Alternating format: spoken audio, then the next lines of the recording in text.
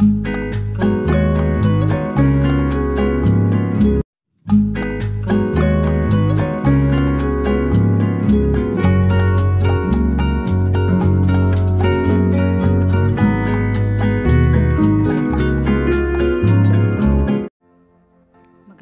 araw mga kaibigan! Tunghayan na po natin ang ikalimang kabanata. Hindi man gustong magkasala ng lihim si Michael, ngunit sadyang tinutokso siya at kahit na anong iwas ang gawin niya, ay talagang parang hinihila ang kanyang mga leeg para tanawin ang magandang tanawin sa kanyang harapan. Masarap ba ang luto kong lasagna? Nakangiting tanong ni Dayan sa binata. Saka naupo sa tapat ni Michael. Yes, it says good. Tanging sagot ni Michael sa kapasimpleng sinilyapan ang dalaga. Thank you, talagang pinaghirapan ko yan para sa iyo, ani ni Dayan sa ngumiti ito ng pagkatamis-tamis sa binatang kaharap. Ah, thanks, tura ni Michael sa kaagad na inubos ang nasa kanyang pinggan at nang makita naman ni Dayan na wala ang laman ng pinggan ni Michael ay muli itong tumayo at nilagyan ang pinggan ng binata. At nang nilagay sa pinggan ni Michael ang lasagna, ay napayauko ulit si Dayan. Kaya naman muling nasulyapan ni Michael ang itinatagong kayamanan ng dalaga. Oh my goodness, sigaw ng isip ni Michael habang panahinga niya ng malalim. Dahil kahit sino namang lalaki ang hindi tatayuan ng balhibo kung ang kinis at kay puti ng dibdib ang dalaga ang nakaladlad sa harapan ay talagang matutukso.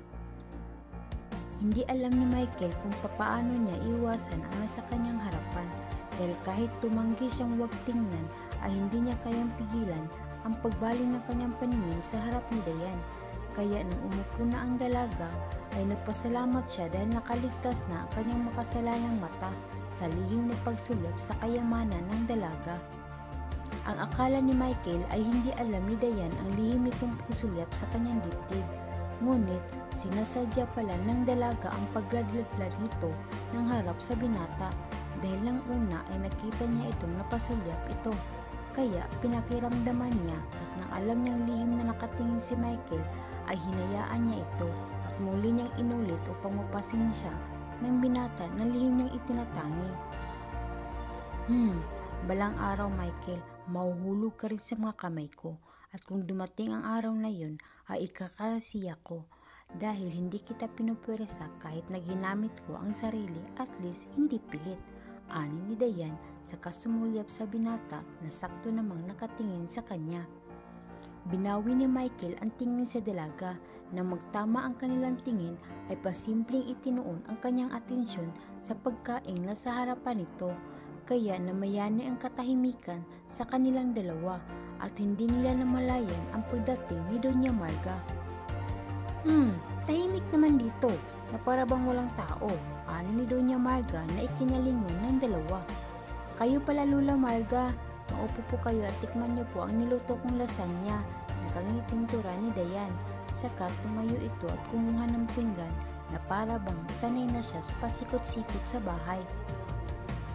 Well, matikman nga nang malaman ko kung gaano kagaling magluto iha, sagot naman ng Donya at tumalimang umupo ito sa pagitan ng dalawa at saka sinulyapan ang apong tahimik na kumakain. Apo, tahimik ka yata, baling na tanong ng Donya kay Michael na ngumiti lang ito. Ito po ang pinggan niyo Lola, wika ni Dayan saka inilapag sa harap ng Donya ang pinggang may lasagna. Thanks iha, pasasalamat ang Donya sa dalaga na ngumiti lang naman ito at saka inumpisang kumain ng Donya. Masarap nga, puri ni Doña Marga sa lasagna na niluto ni Dayan. Kaya tuwang-tuwa ang dalaga dahil nagustuhan ng dalawa ang kanyang niluto. Thanks po Lola, masayang tugon nito sa matanda at nang muling tumingin kay Michael ay ubos na nito ang nasa pinggan. Kaya akma sana niyang lalagyan ulit ang pinggan ng binata nang awatin siya nito. No thanks, I'm so full already. Pigil ni Michael kay Dayan nang lalagyan na naman sana nito ang pinggan ng binata. Okay, ani ni Dayan saka inubos na rin niya ang nasa kanyang pinggan. Excuse me, I have to go to my room first. Paalam ni Michael sa tumayo ito at iniwan ang dalawa dahil bigla siyang tinawag ng kalikasan. Langya, pasubra tuloy ang kain ko, wika ni Michael sa sarili, saka hinimas-himas ang tiyan na nag-alboroto at dali-dali pumasok ng kwarto at diretso sa banyo. Samantala, nang matapos kumain ang dalawa ay niligpit ni Dayan ang kinain nila na kahit anong pigil ng Donya sa kanya ay hindi nito alintana, kaya naiiling ang Donya na natutuwa sa dalagang bisita dahil parang hindi nilang nailang ng gaya ng ibang bisita nila sapagkat athom na athom ito na para bang isa siyang kasambahay. Nang matapos maligpit ni Dayan ang mga pinagkainan nila ay niyaya ng Donya ang dalaga sa may sala. Lula, alam mo mas vibes pa ako kaysa sayo, kaysa Lula ko kasi si Lula ni hindi man lang niya ma-appreciate sa aking mga niluto. Samantalang kayo napuri ninyo ako. Ani ni Dayan na pinalungkot ang mukha nito dahil sa naalalang puro nilang sermon ang inabot nito sa kanyang Lula. Naku iha, minsan kasi ang mga matatandang tulad ko ay nagiging konserbatibo at kung minsan ay nagiging mantampuhin, sagot ni Donya Marga sa dalaga. Oo nga po Lula, lagi pong pinapansin ni Lula ang aking pananamit na masyado daw pong malaswa. Ito naman nakagawian kong pananamit, saad ni Danyan sa Donya, saka inayos nito ang suot na napatingin naman ang Donya sa suot nito saka ngumiti. Iha, sa totoo lang naman huwag kang magagalit pero tama ang Lula Linda mo. Dapat hindi ganyan ang mga damit ng isang disenteng babae, lalo na rito sa probinsya. Dahil baka mabastos ka rito ng mga kalalakihan, nakangiting pahayag ng Donya kay Dayan. Paano po Lula? Nakakunot ang noong tanong ni Dayan. Iyong tamang pananamit na kahit simple lang ay makikita pa rin ang aking kagandahan mo. Dahil alam kong kahit simpleng damit lang isuot mo ay maganda ka pa rin kasi naman kay ganda mo at tiyak na pipilahan ka ng mga kalalakihan pag nakita ka nila. Pahayag ng matandang Donya na siyang ikinangiti ni Dayan. Sigurado po kayo Lula, natutuwang sagot ni Dayan kay Donya Marga. I'm so sure iha, pananigurong tugon ng Donya sa dalagang katamis ng ngiting na kalarawan sa mga labi nito.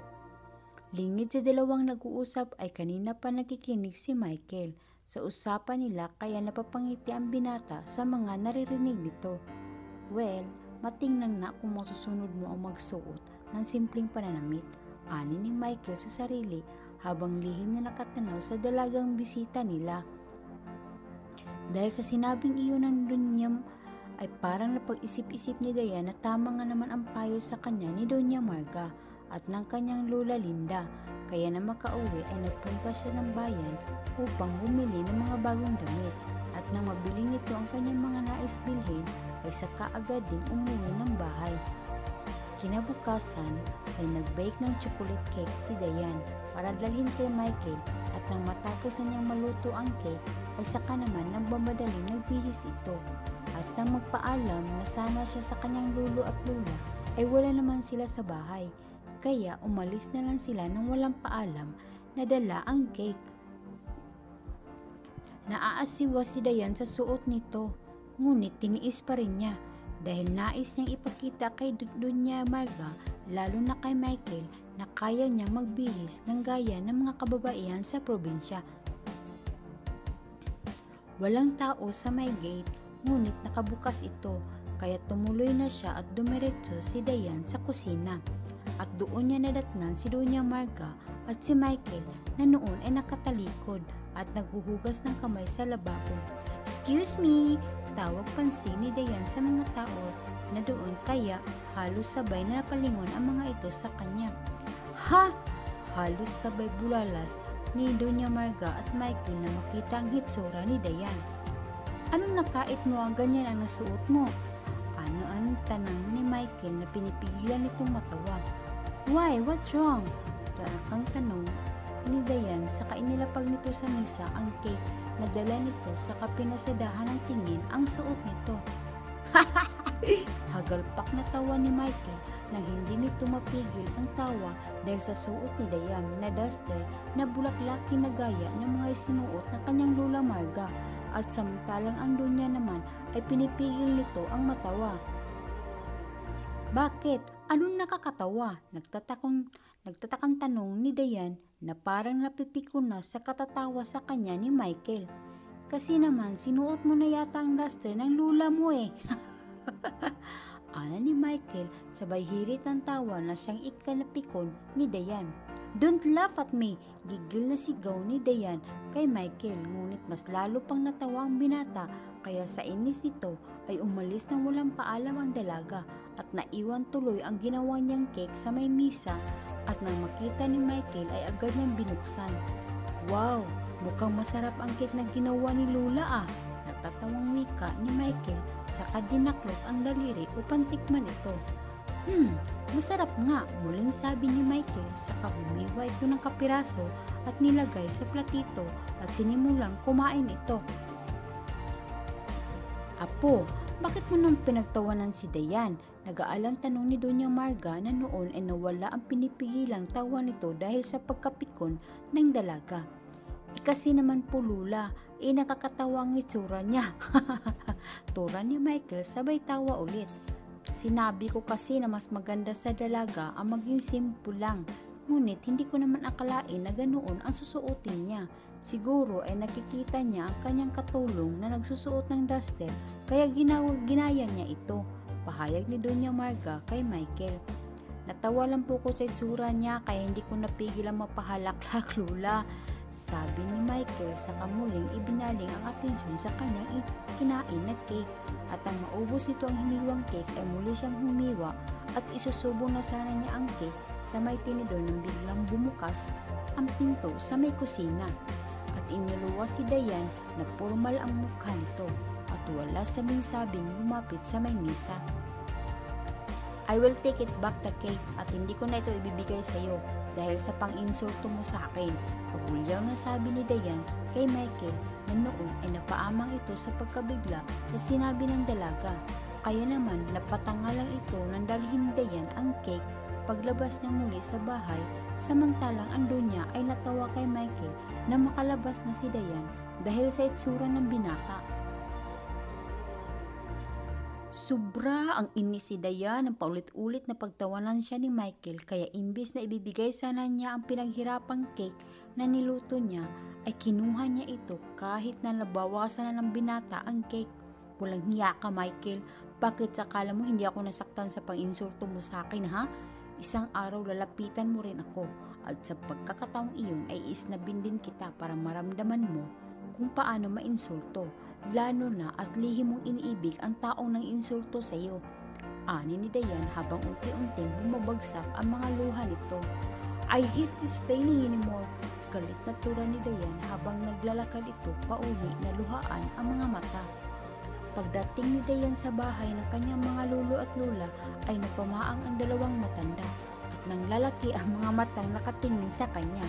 Kaya naman napatigil ito sa pagsingot dahil sa reaksyon ng kanyang mga abuelo at abuela. Hey lolo, lola, what's the matter? Nakataas ang isang kilay na tanong nito sa dalawang matanda. Ngunit imbis na sumagot ang mga ito ay sabay pa silang napahalakhak ng todo kaya mas lalong nainis si Dayan. Bakit apo? Saan ka ba nanggaling? At ganyan ang suot mo at itsura mo. Maya-maya ay tanong ni Lola Linda nang hindi nito mapigil na uusisain ang apo. Sa tabi-tabi lang po, tipid na sagot ni Dayan ngunit sa lubong ang mga kilay nito. Saka pabagsak na naupo sa sopa at sabay lapag ng dala niyang cake sa glass table sa harap nito. Sa tabi-tabi lang kaya? Naniguradong balik tanong ni Lolo Luis kay Dayan. Baka naman galing ka sa mansyon ng mga sa panta at kaya ganyan ang itsura mo ay hindi nagustuhan ni Michael ang ginawa mong cake o kaya ay hindi nagustuhan ni Michael iyang suot mo na duster pa yata yan ng lula mo ah. Nanunuksong tura ni Lolo Luis na siyang ikinagigil sa galit ni Dayan. Sige Lolo, asarin kung pa ako. Pareho lang kayo ni Michael na magaling mang-insulto at hindi man lang ninyo ma-appreciate ang pagbabago ng image ng isang tao. Ani ni Dayan sa paggak ng busis nito at tuluyan nang humagulgol ang dalaga. Saka nagtatakbong tinungo nito ang kanyang kwarto habang panay ang hikbi at nagkatinginan na lang ang dalawang matanda dahil sa pag-iyak ng kanilang apo. Ikaw naman kasi Luis, alam mo nga naman nakasimangot ang apo mo at parang kagagaling lang nito sa pag-iyak binirahan mo pa ng tukso. Tingnan mo tuloy at nagtampo na yung tao, sermonin Lula Linda sa asawa na imbis na tumahimik ay mas lalo pang natawa dahil hindi maalis-alis sa isip nito ang hitsura ng apo na nakadamit ng duster. Alam mo Karing, natatawa lang ako sa kapilyahan na niyang apo mo. Hay, kung anong pumapasok sa isip nito ay siyang gagawin niya at hindi man siya mag-aalinlangan kahit na ano pang sabihin ng iba. Ito nga napikon ito at parang tigre na sunggaban ka.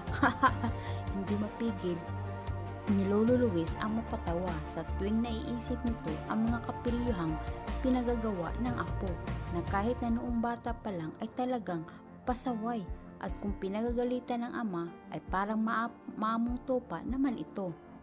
Halos maghapong inaalala ni Michael ang nagawa niya kay Dayan dahil napaiyak na yata ang dalaga.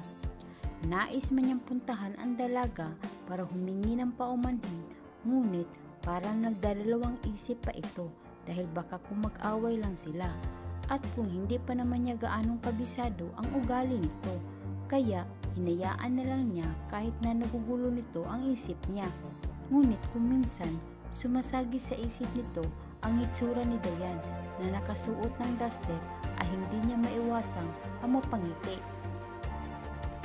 Oh, ano na yan ha? Natatawang sita ni Mang Kanor na napapangiti ang binatang apo ng kanyang amo.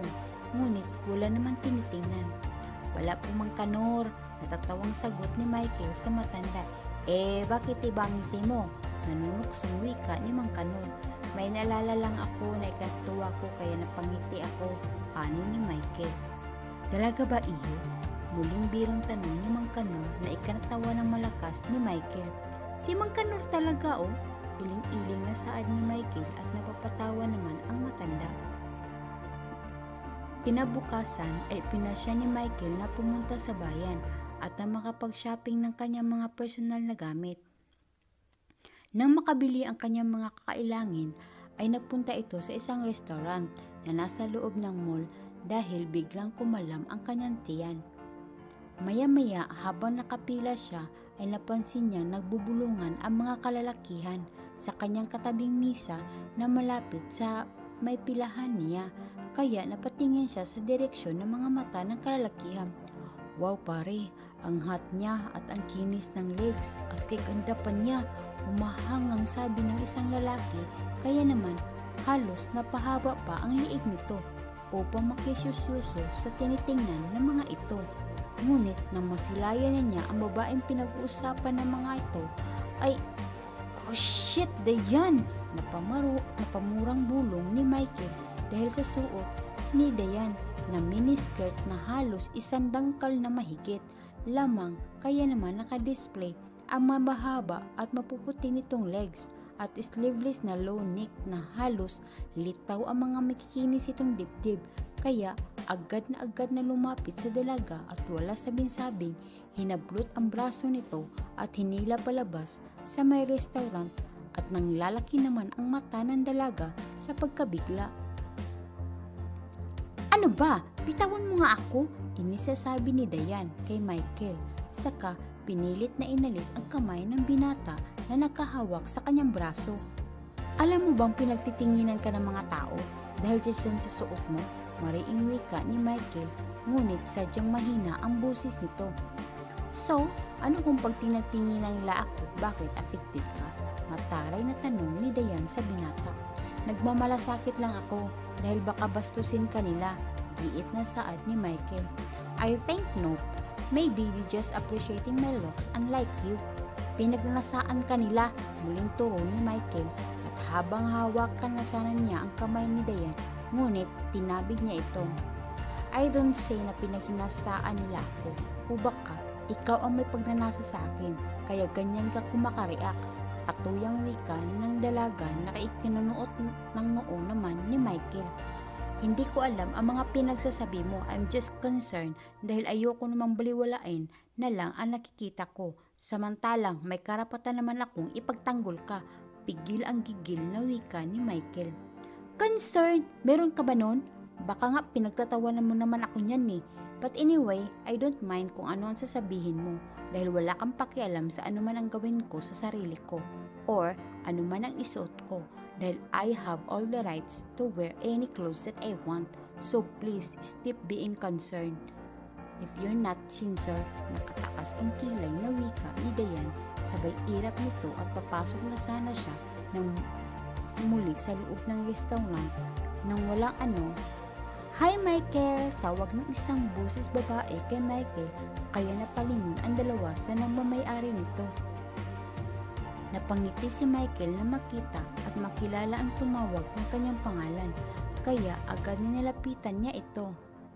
Maya! Nakangiting wika ni Michael sabay lahad ng kamay nito sa dalaga samantalang si Dayan na mga sandaling iyon ay napasimangot. Buti na lang nakita kita rito. Muling turan ng dalaga na si Maya. Bakit may atraso ba ako sa'yo? Biro ni Michael sa dalaga. Well, meron. Ganting biro naman ni Maya. Ano yun? Hindi ko yata alam Kukunin sana kitang escort sa darating na festa dahil ako ang Reyna Elena noon ko pa gustong pumunta sa inyo ngunit nahihiya ako at wala akong time para dumalaw, sabi ni Maya.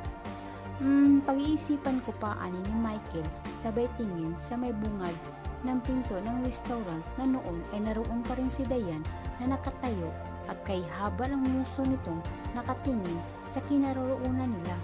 At napansin ni Maya ang pagsulyap ni Michael kay Dayan. Sino siya? Hindi napigilang tanong ng dalaga na si Maya kay Michael. Siya si Dayan, apo ng isa sa mga kaibigan ni Lolo at Lola, sagot ni Michael. Imported ani ni Maya sabay tingin kay Dayan mula ulo hanggang paa sabay taas ng kila nito. Amerikano daw yata ang ama niya at laking tate. Kaya may pagka-liberated kung manamit, saad ni Michael. Oh, I see. Dahil sa init ng ulo ni Dayan ng mga sandaling iyon, ay pinagtutuunan niya ng pansin ang pagkain. Kaya agad siyang tumayo at tinungo ang pila upang umorder ng kanyang makakain.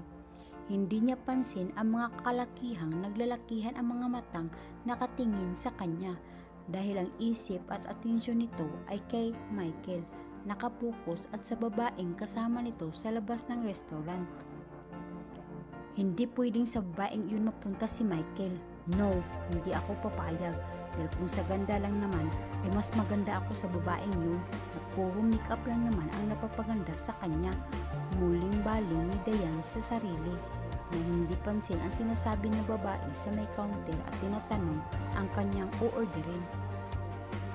Miss, order po ba kayo o hindi? Muling tanong ng babae na kanina pa salita ng salita ngunit hindi napansin ni Dayan dahil abala ang kanyang isip sa ibang direksyon. Oo miss, pasensya na. Miss, hindi ko narinig ang sinabi mo. Pakibigyan na lang ako ng hot chocolate at 2 chocolate cake. Thanks, anong Dayan sa babae. Okay po man, wala pong problema at paghintay na lang po sa inyong misa in a few minutes ay isa-serve na sa inyo sa misa ang chocolate cake at ang hot chocolate nyo. Wika ng babae at tumango na lang si Dayan. Ilang sandali pa ay nilantakan na ni Dayan ang hot chocolate at ang chocolate cake na pinanamnam na niya sa kanyang labi habang dandahan niyang iniinom ang hot chocolate dahil mainit ito.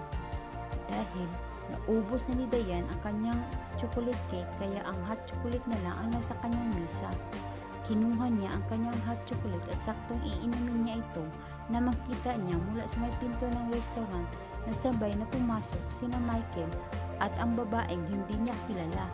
Nakapatong pa ang kamay ng babae sa may balikat ni Michael dahil habang kay lapad ng ngiting nakapaskil sa kanyang mga labi. Sa inis ito ay agad niyang ininom ang kanyang hawak na hot chocolate at nakalimutan niyang mainit pala ito.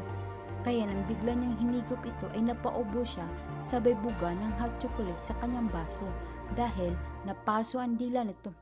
Oh shit, ang init! Bulalas na sambit nito habang pinapepayan ang bunganga na parang binuhusan ng tubig na mainit.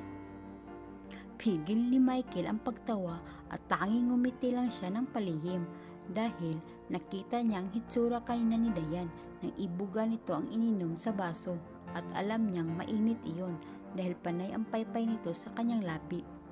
Pilya talagang babaeng to, ani ni Michael sa sarili habang pasimpleng nakatingin kay Dayan.